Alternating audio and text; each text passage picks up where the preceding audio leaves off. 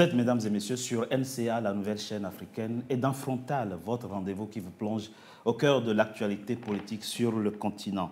L'annonce était inattendue et la surprise totale. Nous étions le 28 novembre 2024 et le communiqué tombe. Il est du ministère tchadien des Affaires étrangères et met fin aux accords militaires entre le Tchad et la France. L'armée française est donc priée de quitter le Tchad. Ce dimanche 1er décembre, c'est le président Mahamat Idriss Déby lui-même qui prend la parole et enfonce le clou.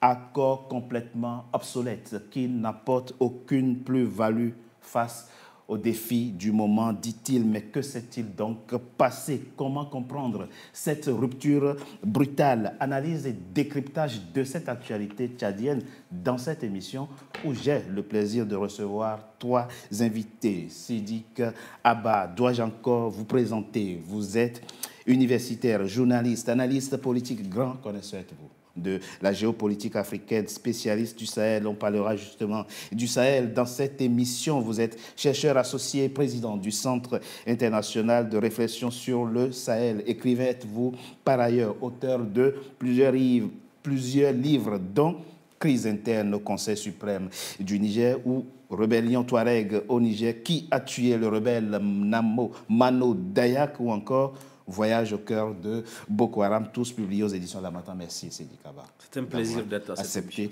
notre invitation. Jean-Claude Félix Tchikaya, vous êtes sociologue, mais aussi un grand expert de la géopolitique et en géostratégie. Vous connaissez très bien la géopolitique africaine. Vous êtes chercheur à l'Institut de prospective et de sécurité en Europe. Merci, Jean-Claude Félix Tchikaya, d'avoir accepté notre invitation. Abdelkerim Koundou Goumi, vous êtes le président du pacte Projet pour une alternance crédible au Tchad, devenu mouvement le pacte des bâtisseurs.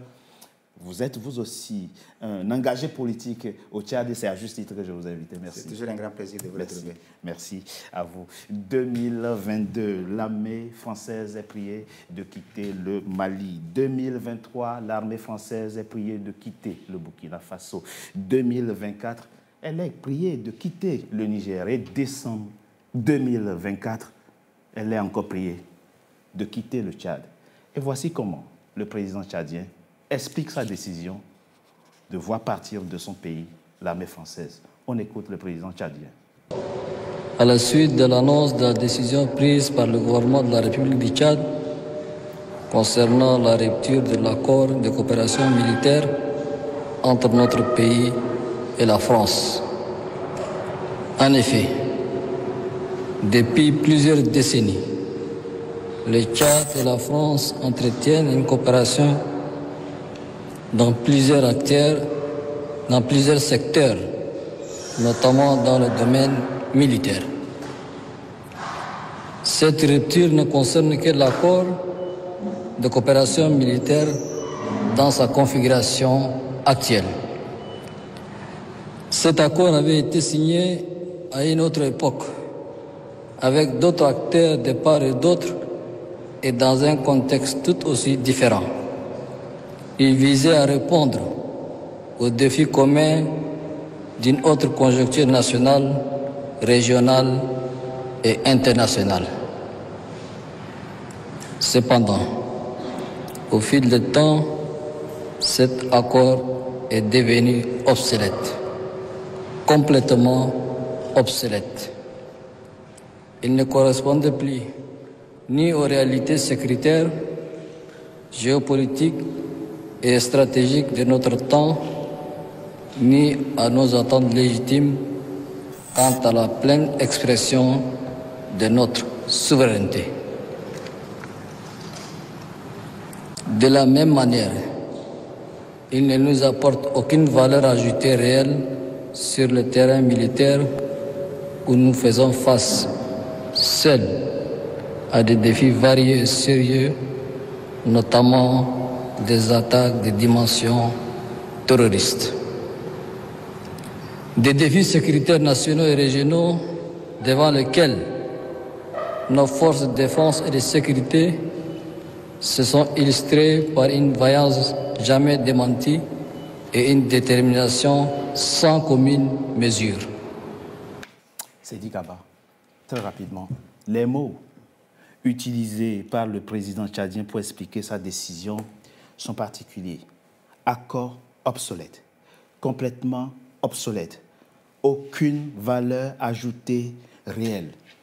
On est loin des codes et des éléments de langage de la diplomatie classique. Il n'y a même plus de diplomatie dans ce discours. Absolument, absolument. Vous avez raison de dire que ces mots ont été choisis. Ils ont leur signification, ils ont leur résonance. Et je pense que vous avez rappelé en début d'émission l'élément de surprise, puisque, comme on sait, cet accord, la dénonciation de cet accord est intervenue le jour même où le ministre français des Affaires étrangères venait d'être reçu en N'Djamena, et il n'y avait pas à cette occasion eu de signe indicateur de cette dénonciation. Le deuxième élément de surprise, c'est que, comme on sait, le président Macron a confié une négociation du partenariat militaire avec les pays concernés à Jean-Marie Bockel, l'ancien secrétaire d'État. C'est ça. Et à l'occasion de son séjour à N'Djamena, il est revenu avec le sentiment qu'on procéderait plutôt à un redimensionnement de la présence et non à une suppression. Je pense qu'il y a des éléments qui ont pu accélérer ce divorce entre la France et l'armée France, entre la France et le Tchad. Particulièrement, il faudra regarder, et je pense que beaucoup d'éléments tendent à le montrer. Vous savez, le Tchad a subi, dans la nuit du 27 au 28 octobre, une attaque militaire importante dans le bassin du lac Tchad. Plusieurs victimes militaires, et a lancé l'opération Ascanit.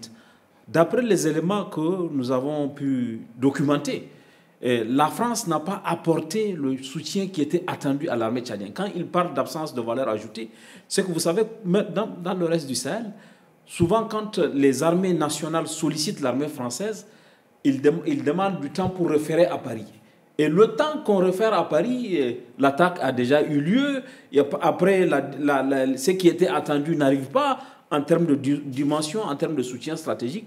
Tout ça justifie l'expression absence de valeur ajoutée, absence de plus-value.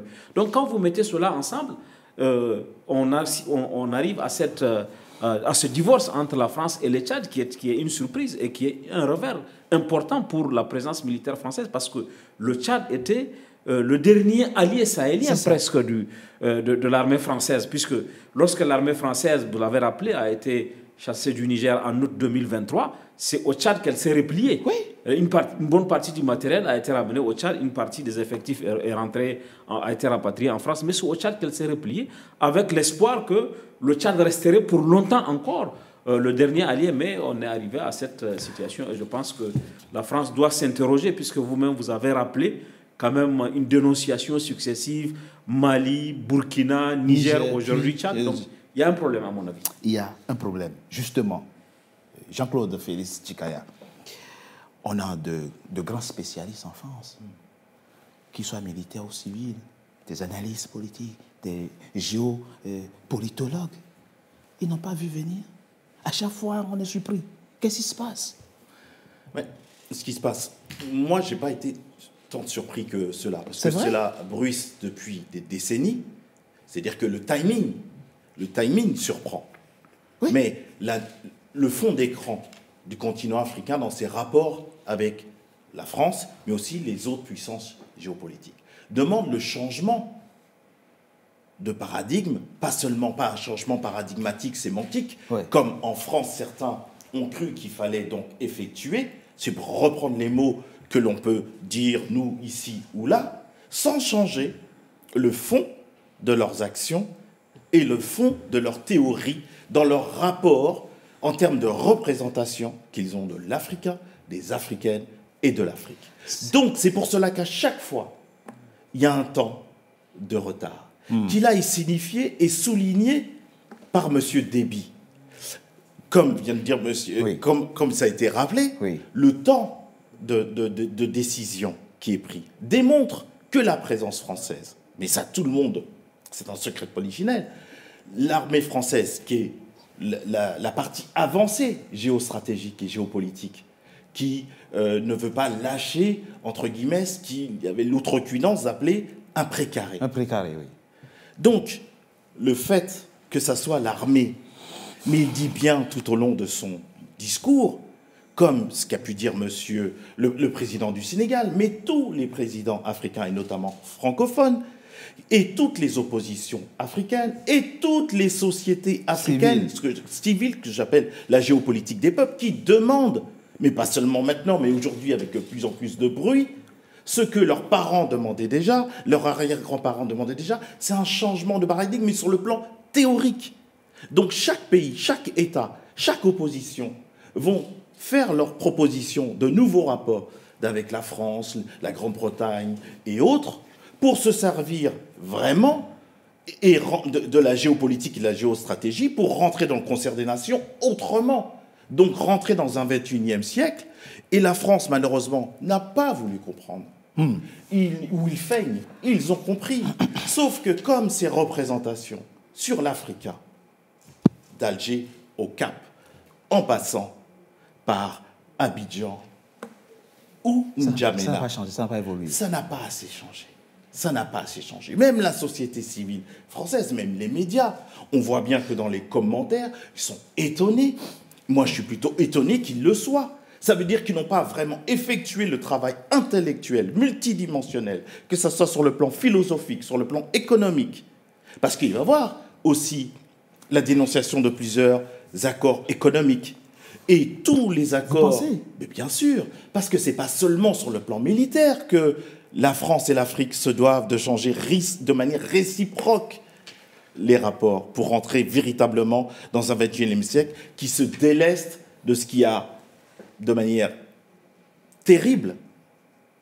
Hier, il y avait encore sur Tiaroy et le massacre colonial, mais il y a eu des massacres coloniaux qui ne concernent pas seulement l'Afrique, mais aussi les Antilles, l'Amérique du Sud un peu plus loin pour la Guyane, mais aussi l'autre partie, la Réunion et la Nouvelle-Calédonie, qui eux aussi, qui sont des bras historiques de l'Afrique, demandent le changement de rapport. Donc on voit bien que c'est bien plus profond, c'est multidimensionnel, et que là, dans son discours, il dit, on pourrait croire que la charge est lourde. Mais oui, mais c'est inhabituel.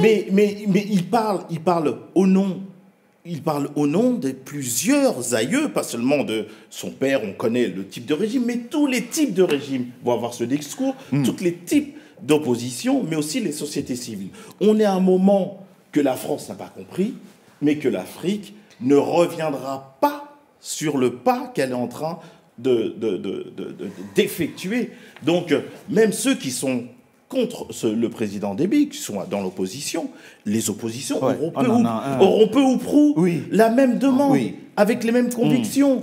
Mais alors, il faudra se charger de mettre en place, au sein de chaque État et d'opposition, une nouvelle théorie pour appuyer donc de nouveaux rapports économiques, de nouveaux rapports, une vision philosophique de l'Afrique et des Africains, et de ne pas prendre ça comme un pot seul. Il y a 54 pays, il y a une pluralité de points de vue, mais globalement, de manière foncièrement, fondamentalement, les rapports doivent changer. Donc, ils ne peuvent être que, on pourrait croire, brutaux, ou croire à la brutalité de l'annonce.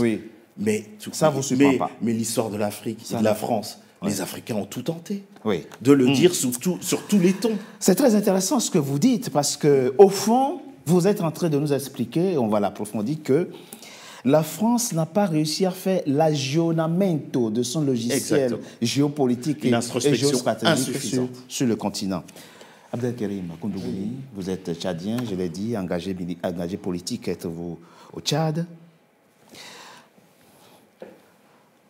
On se souvient encore de l'armée française qui bombarde des colonnes de rebelles, de résistants, qui foncent sur N'Djamena. Il y en a même qui rentraient déjà souvent dans N'Djamena. L'armée française a sauvé à plusieurs reprises le pouvoir du père du président tchadien actuel. Qu'est-ce qui a changé entre-temps? Comment avez-vous vécu l'annonce ce dimanche 1er décembre 2024 de votre président? L'annonce de la rupture. Alors, pour nous, c'est à deux niveaux. D'abord, quand il s'agit de la souveraineté de notre pays, toutes les considérations de dynamique politique interne, aussi complexes qu'ils soient, cette dynamique s'arrête quand il s'agit de la souveraineté de notre peuple. Et cette demande, cette aspiration vient au plus profond du peuple tchadien depuis très longtemps. Mamad Déby a dit quelque chose que ça n'a rien apporté. Ce n'est pas vrai. Ben oui, c'est cet accord-là, il est le produit de cet accord. Ben oui, bien sûr. Son père est le produit de cet accord. Cet accord de défense a été détourné de sa mission initiale en 1960, après les indépendances, qui était censée de permettre à notre République de bâtir une armée républicaine digne de ce nom pour pouvoir assurer la sécurité de notre pays et de nos institutions, a été dévoyé, détourné de sa mission et utilisé par la France comme levier de contrôle et de domination de notre peuple par des différents subterfuges. On peut tromper le peuple une fois. Domination de votre peuple. Tromper deux fois. Mais on ne peut pas continuer à tromper notre peuple plusieurs fois. Et cette demande de la suppression de cet accord n'émane pas seulement de ces régimes de Kaka, Mamad Déby. Non, ça demande depuis très longtemps. Même nous, au niveau ici en France, au niveau de survie, avec la société civile française, on s'est battu pendant très longtemps pour que les bases militaires et l'armée française quittent le Tchad, parce que ces bases servaient plutôt à protéger des dictatures implacables, à empêcher nos peuples à arriver à leur souveraineté nationale, à défendre leurs droits et à se choisir des leaders nationalistes, à l'image de Sankara, de Kwame Nkrumah, de Lumumba et d'autres. Donc, ce n'est pas une surprise. Aujourd'hui, plutôt, pour moi, c'est le vent de l'histoire. C'est le sens de l'histoire. Et ils n'ont pas le choix que de partir. C'est dommage que ce soit Mamad Déby qui le prononce, qui l'annonce. Parce qu'ils savent très bien, si c'est un président démocratiquement élu au Tchad arrivait, et que la société civile, le peuple tchadien, à l'unanimité déciderait, la première décision de prendre, c'était cette souveraineté nationale et de demander le départ pour permettre à notre peuple de pouvoir bâtir et de mettre en perspective des stratégies sécuritaires, des relations diplomatiques internationales et même de pouvoir bâtir une armée nationale digne de ce nom, parce que ces accords nous empêchaient de le faire. Le propos est très clair, Sédic Abba, très rapidement. Quand on voit quand on sait qu'en avril 2021, le président français prend le risque, le gros risque d'une incohérence politique en se rendant à N'Djamena, à l'investiture de l'actuel président. Et 3 ans après, il se voit dire « quitte chez moi ». Comment peut-on se tromper à ce point?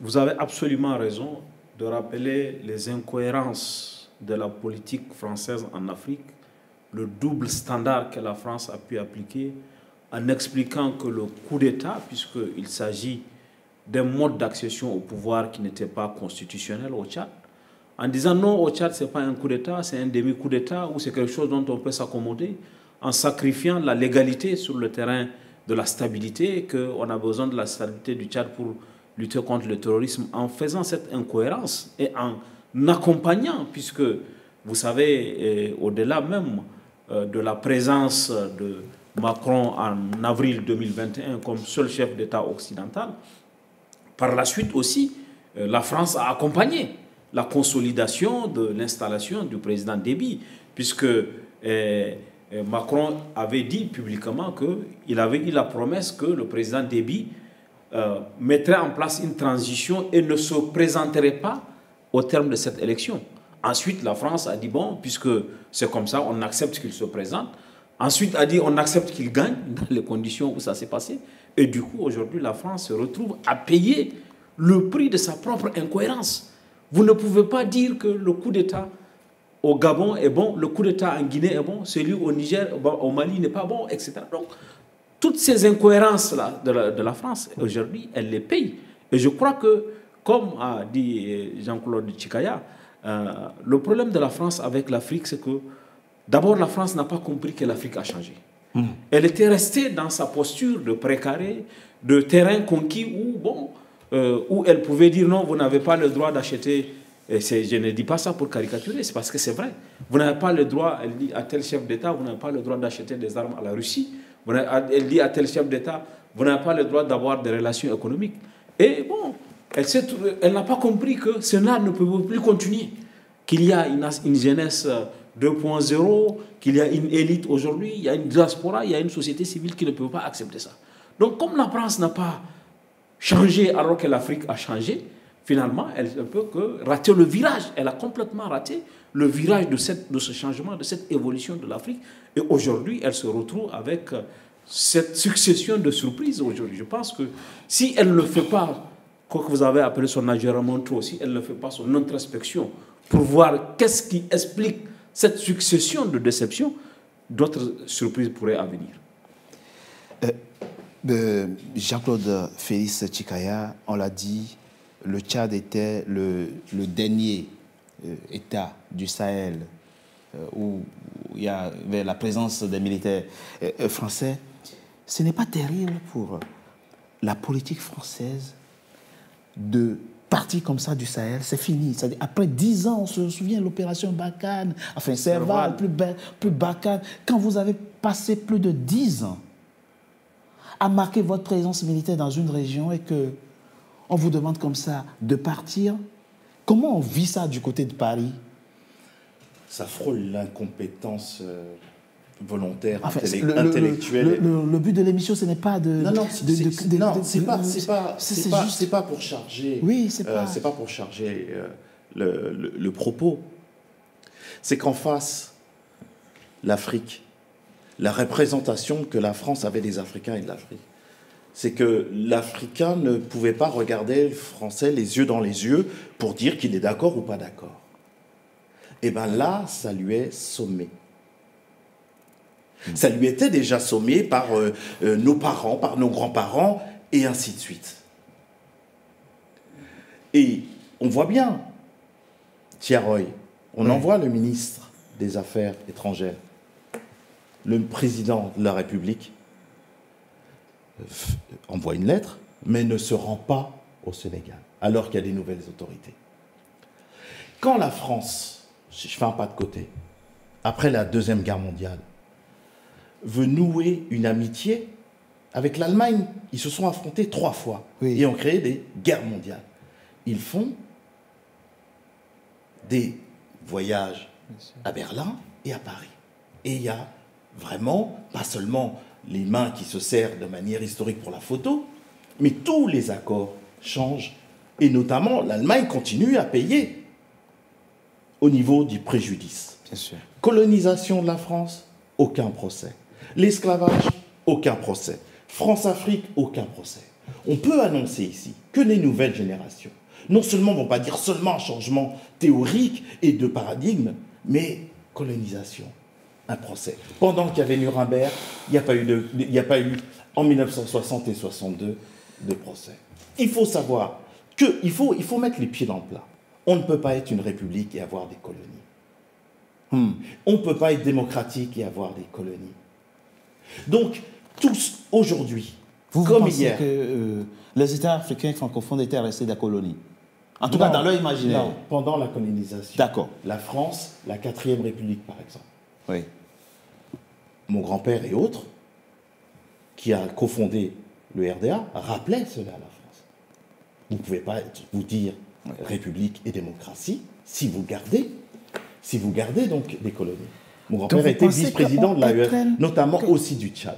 Donc, qu'est-ce qu'il y a eu pendant les accords, notamment du Tchad et de l'armée? Sauf qu'il y a eu un dévoiement des accords qui ont été mis en place par Foccart avec l'annonce, avec le soutien, et même plus que cela, de tous ceux qui se sont succédés, gauche et droite. Quand je vous dis que c'est multidimensionnel, la gauche ne peut pas faire la leçon à la droite ne peut pas faire la leçon à la gauche ni le centre. Donc la France doit faire son introspection, la France politique, philosophique, absolument, c'est économique. De le rappeler. Et c'est important. Ça ne veut pas dire que... quand je parle d'incompétence, je sais que les Français, comme tous les peuples du monde, et notamment que ce soit les élites ou non, ont les compétences intellectuelles. Bien sûr, donc c'est éviter de vouloir voir ce qui est flagrant. D'ailleurs, c'est eux qui forment nos armées. Ce qui est flagrant. Ce qui est flagrant, je ne suis pas en train de dire ce qu'on nous a... On nous a affublés comme... on avait un doute capacitaire sur les Noirs, sur les Africains, les Arabes et autres. Non, on se regarde tous dans les yeux, avec chacun notre cerveau. Merci. Changeons les rapports géopolitiques. C'est le moment, c'est le temps de l'affirmation. C'est le temps de l'affirmation. Je propose qu'on marque une coup de pause. On se retrouve dans quelques instants pour la suite de notre émission. Tout de suite.